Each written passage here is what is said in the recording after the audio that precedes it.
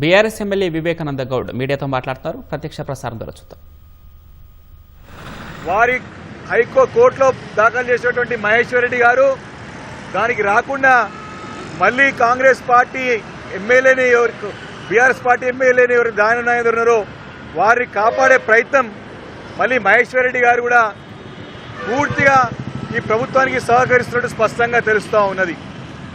ఈ రకంగా కాలయాపన చేయడానికి, టైంపాస్ చేయడానికి పదే పదే ఏదో రకంగా కోర్టుకి తప్పుడు సమాచారం ఇచ్చి కోర్టులను తప్పుదో పట్టించే ప్రయత్నం మళ్ళీ కూడా రేపు 6వ తారీఖున చేయబోతాం అన్నది చాలా సీరియస్గా కోర్టు పరిగణించినా, ఆగ్రహం వ్యక్తం చేసినా, ముట్టకాయలు వేసినా, తీవ్ర పరిణామాలుంటాయని హెచ్చరించినా ఇదే మొండి వైఖరితో ప్రభుత్వం వివరిస్తోంది. స్పీకర్ గారితో డ్రామాలు ఆడిపిస్తూ ఉన్నది. వీరికి గుణపాఠం తప్పదు.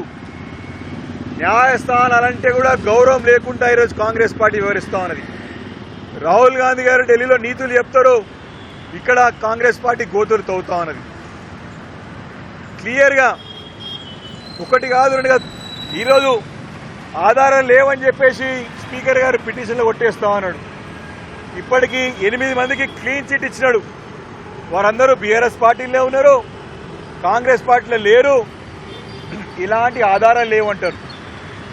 కాంగ్రెస్ పార్టీ చెందినటువంటి సీనియర్ నాయకుడు జీవన్ రెడ్డి గారి గాంధీ భవన్ సాక్షిగా బీఆర్ఎస్ పార్టీలో గెలిచినటువంటి సంజయ్ ఎందుకు గాంధీ భవన్కి వచ్చినాడు? వీరికి టికెట్ ఎట్లిస్తారు? గాంధీ భవన్ నుంచి తరిమి కొట్టే సందర్భం గుర్తులేదా, కనబడతలేదా స్పీకర్ గారికి అని చెప్పి ప్రశ్నిస్తా ఉన్నా. ఈరోజు బండ్ల కృష్ణమోహన్ రెడ్డి గారు గద్వాల్లో ఓపెన్ గా కాంగ్రెస్ పార్టీ అభ్యర్థుల ప్రచారంలో గెలిపించడానికి ప్రచారంలో పాల్గొంటా ఉన్నాడు. అది కనపడతలేదా అని చెప్పేసి ప్రశ్నిస్తా ఉన్నాను. దానం నాగేందర్ డైరెక్ట్ అయినా ఎంపీగానే పోటీ చేసినాడు.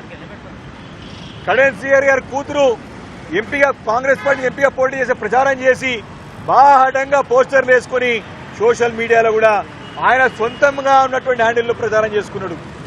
ఇంతకంటే ఆధారాలు ఇంకేం కావాలి? అందుకే మీరు ఈ దొంగ నాటకాలు ఆడతారు కాబట్టి, రేవంత్ రెడ్డి గారికి అలవాటు కాబట్టి మేము న్యాయస్థానాన్ని ఆశ్రయించి న్యాయస్థానం నుంచి డైరెక్షన్ తీసుకొచ్చి మీరు త్వరగా దీనిపైన నిర్ణయం తీసుకోవాలి.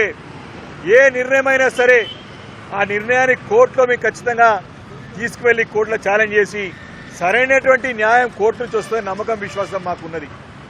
కాబట్టి దీన్ని టైంపాస్ చేయాలనే ఉద్దేశంతోనే ఈ రకంగా ఇటు శాసన వ్యవస్థని అటు బీజేపీని ఇద్దరు కూడా క్లియర్ కట్గా తెలుస్తోంది. ఈరోజు మన మహేశ్వర్ రెడ్డి గారు 30వ తారీఖు రాకుండా టైం తీసుకోవడమే దీనికి ప్రత్యక్షమైనటువంటి ఒక ఆధారం. వారు మొన్న జరిగినటువంటి సింగరేణి యొక్క బొగ్గు కుంభకోణంలో కూడా బీజేపీ పాత్ర క్లియర్ కనపడుతోంది. బీజేపీ కాంగ్రెస్ కలిసి రాష్ట్రాన్ని దండుకుంటా ఉన్నారు. ఇది నేను చెప్పే మాట కాదు, సాక్షాత్ వారి భారత ప్రధాని నరేంద్ర మోడీ గారే బీజేపీ తెలంగాణ రాష్ట్రంలో ఘోరంగా విఫలమైంది, మీ యొక్క ప్రతిపక్ష పాత్ర మీరు పోషించలేకపోతా ఉన్నారు, మీరు కాంగ్రెస్ తో కుమ్ముక్కైతున్నారు, ఘోరంగా విఫలమైందని చెప్పి ప్రధానమంత్రి గారే రాష్ట్రంలో ఉన్న బీజేపీ నాయకులకు ముట్టకాలేసే సంగతి గుర్తు చేస్తా ఉన్నాను. ఈ రకంగా ఈరోజు తెలంగాణ రాష్ట్రంలో కాంగ్రెస్ ప్రభుత్వం ఈ యొక్క 10 మంది ఎమ్మెల్యేలను కాపాడుకోవడానికి చేసే ప్రయత్నం ఇంత అంతా కాదు.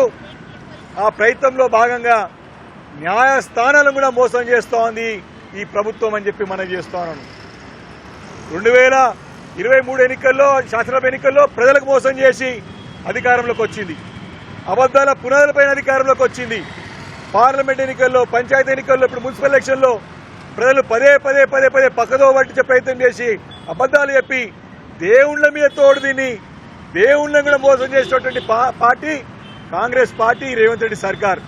ఇప్పుడు న్యాయస్థానాలను కూడా మోసం చేస్తూ ఉందని చెప్పి సందర్భంగా మనవి చేసుకుంటూ, తప్పకుండా రేపు ఎల్లుండి సుప్రీంకోర్టులో జరగబోయేటువంటి మరి ఒక కోర్టు కేసులో తప్పకుండా మా వాణి వినిపిస్తాం.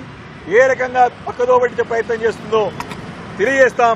ఈ ప్రభుత్వాన్ని ఖచ్చితంగా కళ్ళు తెరిపించే విధంగా న్యాయపరణ చేస్తాం. 10 మంది ఎమ్మెల్యేలు తప్పకుండా ఉప ఎన్నికలు రావడం ఖాయం. కొంచెం ఇటో అటో టైంపాస్ చేస్తున్నారు కానీ ఖచ్చితంగా హైకోర్టులో కానీ సుప్రీంకోర్టులో కానీ డిస్క్వాలిఫై కావడం ఖాయం అని చెప్పి సందర్భంగా మనవి చేస్తా ఉన్నాం.